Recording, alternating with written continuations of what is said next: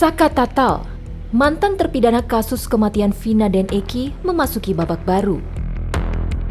Bersama kuasa hukumnya, Saka meminta keadilan melalui langkah hukum luar biasa atau PK. Saka merasa tidak pernah melakukan tindak pidana. Saka bisa sekuat ini karena Saka yang mengalami, bukan orang lain yang mengalami. Bahwa Saka ini tidak pernah melakukan apapun yang dituduhkan. Saka ini tidak pernah melakukan apa yang dituduhkan. Ya, tidak pernah berarti ya Saka ya. Iya. Nah kemudian ini juga ada dari Peggy yang juga nantinya akan datang kemudian akan memberikan kesaksian. Saka sendiri tanggapannya seperti apa? Ya sebenarnya juga saya sama Peggy juga kan nggak kenal sama sekali, jadi kan nggak tahu permasalahannya. Terus juga ada sebagian juga orang-orang yang tidak saya kenal. Namun satu kasus, tapi saya tuh bingung sama sekali. Bener-bener tuh bingung. Bingung ya? Ini kasusnya sebenarnya kayak apa, rekayasanya ini bener-bener.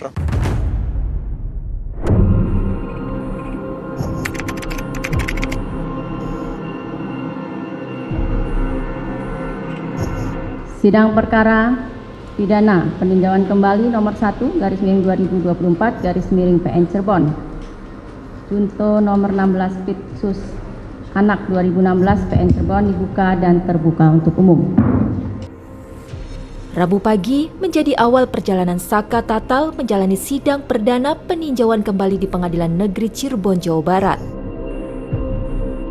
Dalam upaya perbaikan nama baik, Saka Tatal melalui kuasa hukumnya membawa 8 amunisi novum atau bukti baru untuk menjawab bahwa Saka Tatal tidak terkait dalam kasus kematian Vina dan Eki di tahun 2016 silam. Dan untuk mengetahui lebih dalam tentang bukti baru itu, kami pun lalu menemui pihak Saka Tatal. Kepada kami, salah satu kuasa hukum Saka Tatal, Titin Prilianti, menunjukkan bukti baru itu. Jadi 5 novum itu 1-3 itu menggambarkan kondisi korban yang sebenarnya dan berada di rumah sakit. Jadi kalau yang sekarang kan tersebar banyak beredar di jalan raya gitu. Ini di rumah sakit. Di rumah sakit itu kondisinya seperti apa? Ada luka di sini untuk yang perempuan. Kemudian kalau darah ada di belakang, ada luka hanya lecet gitu, tidak ada sabatan senjata tajam. Kemudian juga untuk yang laki-laki tidak ada luka di perut korban seperti yang selama ini diributkan sadis, ada tusukan di dada, ada tusukan tidak ada. Jadi korban betul-betul dalam kondisi bersih. Kemudian novum keempat dan kelima itu ada daging di baut penampang tiang PJU. Daging yang tertinggal di baut tiang PJU. Dari salah satu korban dan diduga dari luka di kaki korban perempuan. Kemudian ini visual yang menggambarkan motor. Tidak ada kerusakan, ternyata ada kerusakan. Banyak lecet di bagian kanan ya Bu? Iya, di bagian kanan. Ini luka kerusakan motor. Jadi sebenarnya kalau persepsi rusak kan orang masing-masing bisa menilainya Mas. Tapi kalau misalnya kayak gini kan ini memang bekas benturan atau gesrekan antara median jalan dengan motor. Karena di median jalannya juga ada warna motor yang serupa dengan ini. Dari bukti baru yang didapat pihak Saka Tatal, kuasa hukum menduga korban tewas bukan akibat penganiayaan. Dari novum ke-1 sampai ke-3, kondisi korban yang mengalami lukanya bukan luka akibat penganiayaan, bukan luka akibat tusukan benda tajam, itu tergambar dalam novum ke-1 sampai ke-3. Kondisi korban itu kemungkinan terbentur di median jalan itu terlihat dari adanya daging di baut tiang PJU. Jadi saya dari dulu meyakini tidak pernah ada pembunuhan dan pemerkosaan. Lalu, apa yang menjadi keyakinan pihak Saka Tatal bahwa kematian Vina dan Eki diduga bukan dianiaya? Saya orang Cirebon, dari awal peristiwa ini terjadi kan laporan kecelakaan. Dulu malah laporan kecelakaan tunggal. Nah itu kan sempat ada di media-media. Kemudian tiba-tiba menjadi pembunuhan berencana dan ada TKP baru. TKP baru itu di belakang showroom. Tetapi tidak ada bukti apapun di belakang showroom. Jatuhnya korban, kemudian daging yang menyangkut adanya di flyover Talun. Motornya ada di situ, korbannya ada di situ. Nah, tetapi di belakang showroom tidak pernah ada bukti apapun yang bisa diambil di situ. Meski telah digelar, namun upaya perbaikan nama Saka Tatal masih sangat panjang. Tak hanya bukti berupa visual, Saka Tatal beserta kuasa hukumnya juga telah menyiapkan saksi ahli untuk mendukung langkahnya. Lalu akankah bukti baru ini bisa menjadi senjata ampuh bagi Saka Tatal untuk membersihkan nama baiknya? Yang saya rasakan.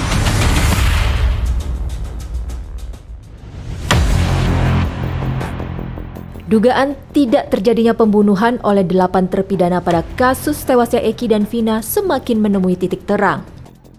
Seorang saksi mata yang diduga ikut merekayasa mulai buka suara. Awal mulanya malam, Pak. Ayat menelpon saya dan mengajak saya ke Polres. Tanggal 2 September. Tanggal 2 September. Malam hari. Sekitar jam 7-an. Saya antar lah, saya mikirnya kan saya orang rantauan, Pak. Karena nggak tahu daerah situ, saya antar ke Polres. Nah, setelah dalam Polres, saya tanya, mau ngapain di sini? Katanya buat keterangan saksi anaknya Pak Rudiana yang meninggal. Nah, setelah itu, saya tanya, emang mau ngapain kan? Kita tidak tahu peristiwa itu. Nah, udah katanya nanti saya arahin, saya ikutin apa kata saya, katanya. Dia bilang gitu. Nah, terus Pak Rudiana datang lah. Saya tanya ke Pak Rudiana juga, Pak Rudiana mau ngapain? Buat keterangan apa? Saksi anak saya meninggal. Nah, disitulah diceritakan. Saya nongkrong di warung. Kalau warung itu bener, Pak, warung malam hanya membeli rokok. Cuman ada segerombolan anak nongkrong, pelemparan batu, bambu, pengejaran, segerombolan motor ada di situ. Sebenarnya nggak ada. Kepada Otto Hasibuan, Dede mengaku siap bertanggung jawab atas perbuatannya yang telah ia lakukan 8 tahun lalu. Kamu tahu risikonya ini buat kamu? Tahu, Pak, sangat tahu resikonya. Kamu tahu bahwa kamu bisa dipenjara gara-gara pengakuanmu sekarang ini? Tahu, Pak, saya siap resikonya, Pak.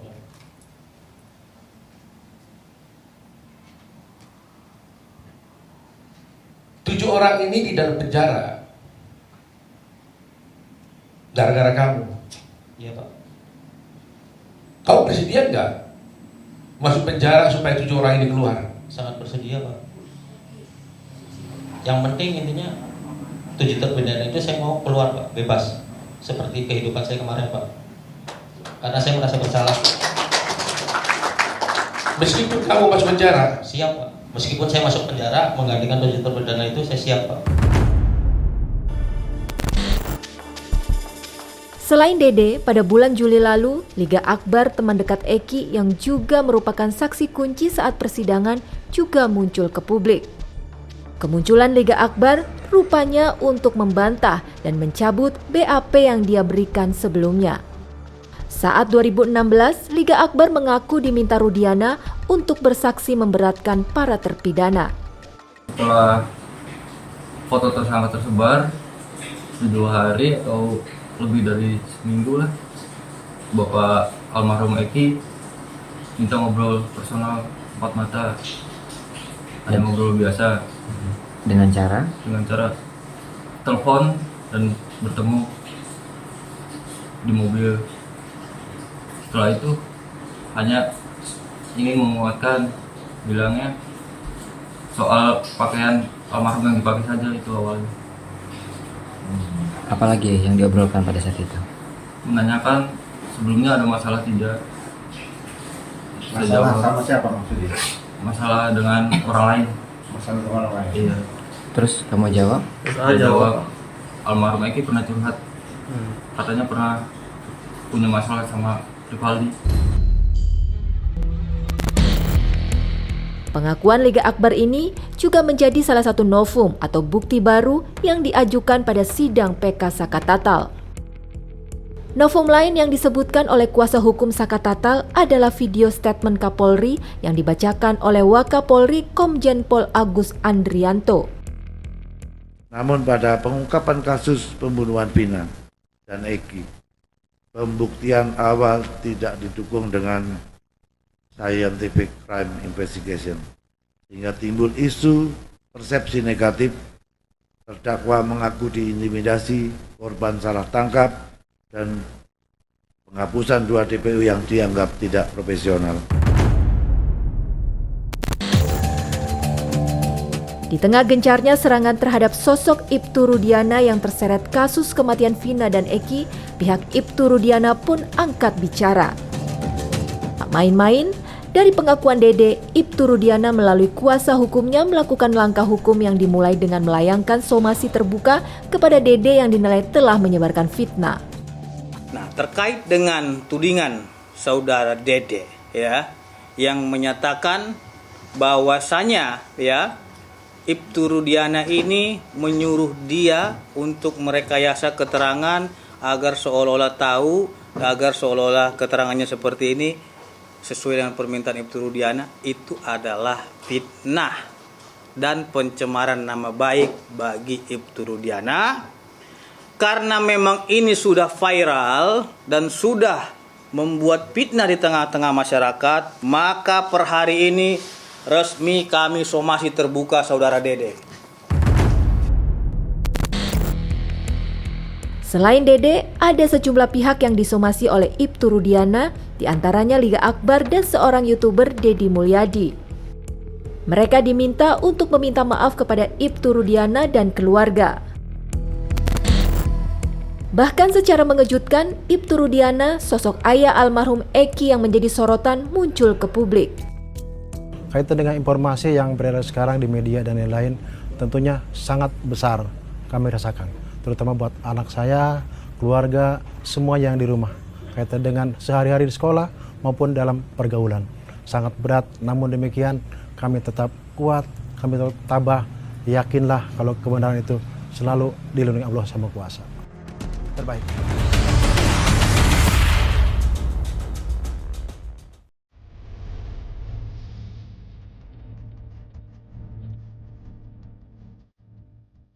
Pasca ditemukannya di flyover Talun Kabupaten Cirebon pada 26 Agustus 2016 silam, kondisi Muhammad Rizky Rudiana atau Eki sudah tidak bernyawa.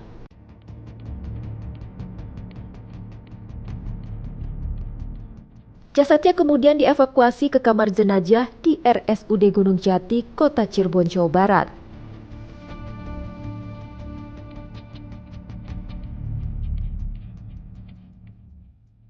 Berbeda dengan Eki, saat ditemukan kondisi Vina justru masih hidup. Vina kemudian dievakuasi ke instalasi gawat darurat RSUD Gunung Jati, Kota Cirebon untuk mendapatkan pertolongan. Namun naas, Vina tak tertolong. Antara hasil otopsi itu meninggalnya karena retakan tulang tengkorak belakang. Artinya ketika retakan tulang tengkorak belakang berarti terjadi benturan. Tetapi dari dakwaan meninggal akibat tusukan benda tajam bentuk samurai di dada dan di perut. Sedangkan baju yang digunakan korban ketika diperlihatkan di persidangan juga tidak pernah ada terobekan atau bekas tusukan di dada dan perut. Dugaan bahwa kasus kematian Eki dan Vina bukanlah kasus pembunuhan dan pemerkosaan yang melibatkan para terpidana semakin mencuat. Kepada kami, mantan Kabareskrim periode 2008-2009 Komjen Pol Susno Duaji mengatakan jika kasus pembunuhan Eki dan Vina tak memenuhi unsur sebagai kasus pembunuhan. Dicurigai di situ ada pisau, ada balok, ada batu berhamburan, kemudian jenazahnya sudah meninggal semua gitu kan. Ya ini dapat dicurigai sebagai pembunuhan. Makanya polisi harus berbuat, menganalisa ini, harus dilaborat darahnya. Bahkan Susno menegaskan jika kematian Eki dan Vina murni kecelakaan lalu lintas bukan pembunuhan. Iya, orang meninggal kan nggak ada di Cirebon Kota. Yang meninggal di Cirebon Kabupaten, Vina dan Iki namanya. sepeda motornya ditemukan di situ, darah di situ, helm di situ, segala macam di situ. Sudah selesai kasusnya kecelakaan lalu lintas. Kan pertama ada yang melihat kecelakaan, ada laki-laki, nggak tahu namanya siapa, dia singgah di bengkel, yaitu bengkel ketemu dengan Oki kan. Oki bengkel bertemu Yayan, oh mas ada kecelakaan di situ. Nah karena si Oki ini ingin cepat tahu, dia melawan arus kan dari bengkel. Datanglah dia di situ, tapi nggak berbuat apa-apa karena belum ada polisi, dia tunggu. Yang tadi memberitahukan kepada Oki ini, oh mas ada kecelakaan, saya mau ke Polsek katanya, mau ke kantor polisi. Dia lapor kantor polisi. Mantan Kabar Eskrim Susno 2J juga menyebut jika kasus pembunuhan Eki dan Vina penuh rekayasa. Yang ada adalah drama berikut. Drama berikut ya, membonceng kepada kejadian meninggalnya karena kecelakaan lalu lintas si Vina dan Eki, dibuatlah kasus baru, tapi wilayahnya lain. Yang ini tadi di Kabupaten Cirebon sudah selesai, kemudian Polres Cirebon Kabupaten tidak ada kewajiban lagi, sudah selesai punya dia. Rupanya Polres Cirebon Kota tidak mau ketinggalan terkait Vina dan Eki ini. Dia buat juga kasusnya, buat kasus gitu. Ini baru kasus dia buat, yaitu Vina dan Eki pembunuhan oleh geng motor yang kejar-kejaran. Nah, meski perjuangan Saka Tatal baru dimulai, namun upaya Saka Tatal untuk membersihkan namanya masih cukup panjang. Berdasarkan uraian tersebut di atas, maka kami mohon agar Ketua Mahkamah Agung Republik Indonesia melalui Majelis Hakim yang memeriksa peninjauan kembali memutuskan sebagai berikut. 1. Menolak seluruh permohonan peninjauan kembali dari penasihat hukum pemohon atas nama terpidana Saka Tatal bin Bagja. Lalu, apakah bukti-bukti Saka Tatal mampu mengubah keadaan? Kita tunggu saja, karena upaya hukum masih terus berjalan.